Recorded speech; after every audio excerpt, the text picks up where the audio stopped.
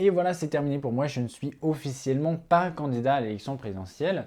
Sur les 500 parrainages qu'il nous fallait pour être au premier tour, nous n'en avons reçu que 9. Et je voulais faire cette vidéo en premier lieu pour remercier ces 9 maires et mairesses de m'avoir accordé leur confiance, d'avoir fait le choix de soutenir un jeune qui s'engage sans parti ni programme, mais uniquement avec cette volonté d'approfondir notre démocratie. Au nom de tous ceux qui ont travaillé sur cette initiative, je voulais aussi remercier les dizaines de personnes qui nous ont fait des dons, qui nous ont concrètement permis de faire avancer les choses et de porter le projet jusqu'au bout. D'ailleurs, si les finances du projet vous intéressent, il y a un lien dans la description avec des comptes de campagne les plus exhaustifs possibles, même si on n'y arrive pas toujours, ça peut en intéresser certains. Pendant tout ce projet qui a duré presque 1 an et demi pour moi, il y a eu des hauts et des bas, des très hauts et des très bas. Et la seule raison qui m'a poussé à continuer, c'est vous, c'est vos messages d'encouragement, de soutien, etc. qui m'ont énormément motivé. La vérité, c'est que je n'aurais pas pu mener ce projet jusqu'au bout si je n'avais pas été accompagné par les bonnes personnes au bon moment qui ont cru en ce projet, qui ont travaillé, la plupart bénévolement. Et ce projet a finalement été un projet de groupe exceptionnel auquel se sont rattachées de plus en plus de personnes que je ne pourrais jamais remercier assez. Le bilan humain du projet a été vraiment exceptionnel, tout ça a été une aventure incroyable. J'espère que vous avez pu en ressentir un petit peu les mêmes effets par le biais des vidéos, des publications sur les réseaux sociaux, etc.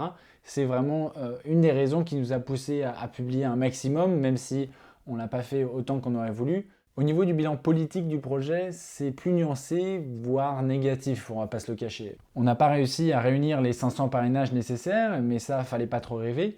Mais la réalité, c'est que finalement, très peu de gens ont entendu parler de ce projet et c'est un peu la cause et la conséquence de ne pas avoir eu les 500 parrainages. Pour être honnête, j'ai encore la tête dans le guidon, ça va me prendre plusieurs mois de faire un bilan un peu complet de ce projet, d'analyser mes erreurs personnelles, d'analyser les faiblesses intrinsèques du projet. Et c'est pour ça que je vais consacrer les prochains mois à l'écriture d'un petit livre, d'un bilan un peu complet de tout ce qu'on a pu retirer de ce projet et de la manière dont on va pouvoir s'appuyer sur ce projet pour continuer à porter la même idée dans le débat public les prochaines années, la rénovation démocratique de nos institutions qui est de plus en plus nécessaire, mais ça, vous le savez. À plus court terme, s'approche l'élection présidentielle en elle-même, qui aura lieu dans à peu près un mois. Et la grande question qu'on m'a peut-être la plus posée ces dernières semaines, c'est est-ce que j'irai voter?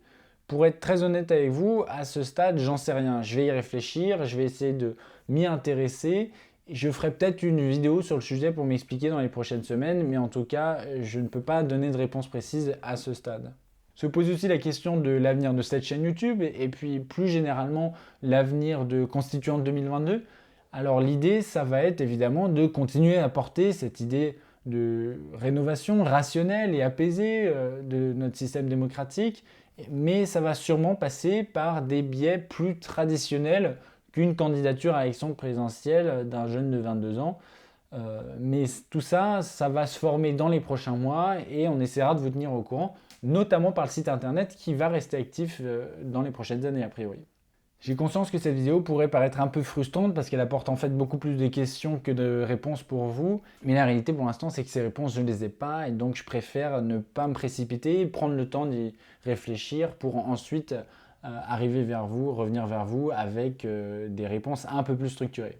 En tout cas, je voulais juste vous dire que ce projet, cette candidature à l'élection présidentielle a bel et bien pris fin.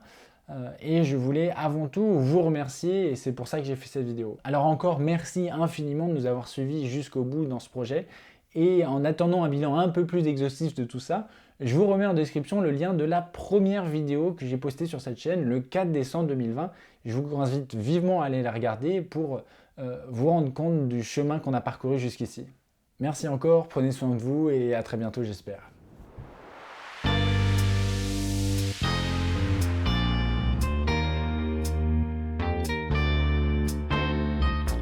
En 2022 se tient l'échéance électorale la plus importante en France et qui représente une fenêtre historique pour résoudre la crise démocratique.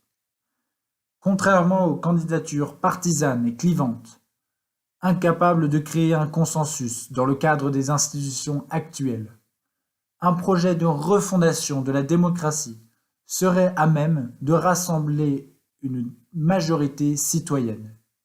C'est en tout cas ma conviction, et c'est celle que j'entends défendre en présentant ma candidature à l'élection présidentielle de 2022.